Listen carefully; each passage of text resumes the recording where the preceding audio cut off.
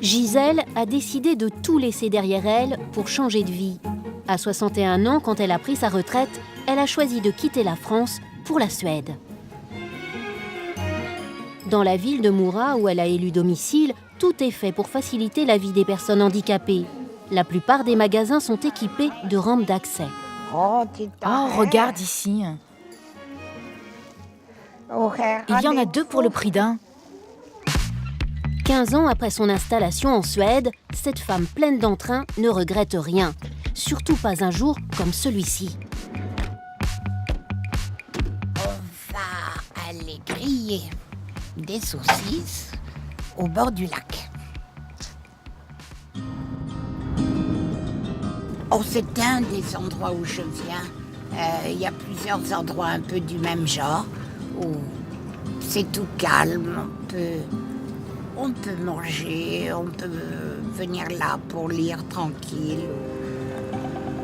C'est le genre d'endroit que j'aime beaucoup en Suède.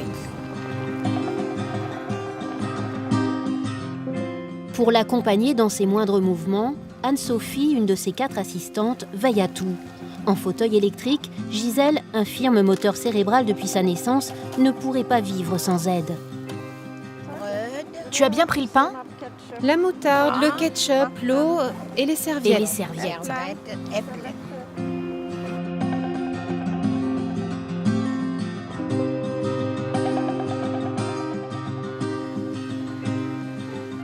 Dans sa maison aménagée, Gisèle profite de la vie sans compter.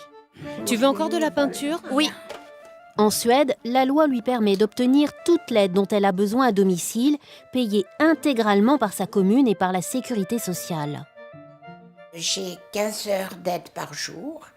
Mes assistantes commencent à 7 heures le matin et me laissent à 22 heures le soir.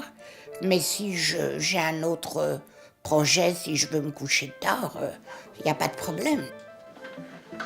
La loi me permet de choisir qui va m'aider. C'est moi qui embauche. Me permet de décider quand et comment. Donc c'est une qualité de vie tout à fait extraordinaire.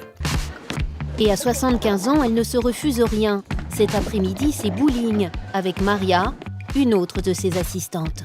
Seulement une. Et puis n'oubliez pas de sourire, sinon ça ne fait pas de chanson.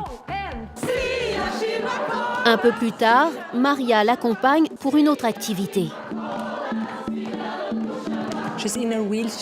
Gisèle a beau être en fauteuil roulant, on bouge ensemble, on chante toutes sortes de musiques. Elle fait partie intégrante de la chorale, elle participe à toutes les chansons. Tout est possible. Gisèle prouve vraiment que tout est possible.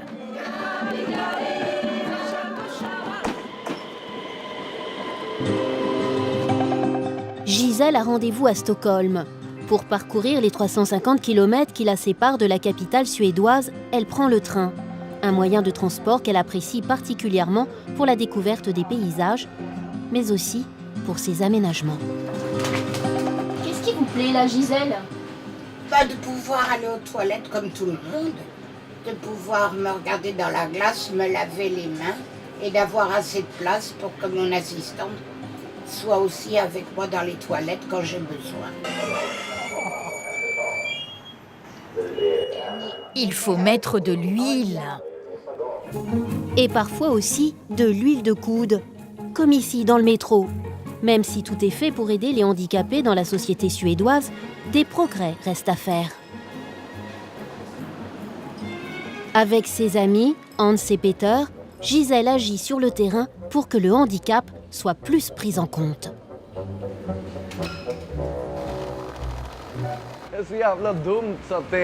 Ah, ça c'est vraiment bête. Comment je vais pouvoir rentrer ici? Et pourquoi il n'y a pas une rampe en permanence, comme la loi l'oblige? Je ne sais pas, je peux pas vous répondre. Oui, c'est ça. On a une rampe mobile qu'on peut sortir. Tu me la montres? Que je puisse voir à quoi ça ressemble? Il y a 2 rails comme ça. Ça? Mais c'est même pas une rampe, ça.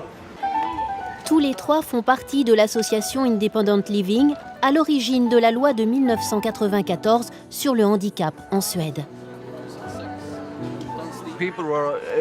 Les gens sont pleins de bonne volonté, mais je ne veux pas d'aide.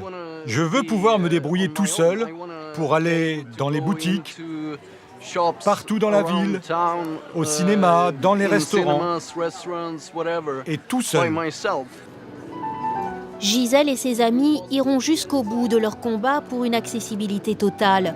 Mais ils sont conscients que la Suède est considérée comme un modèle en matière de prise en charge du handicap.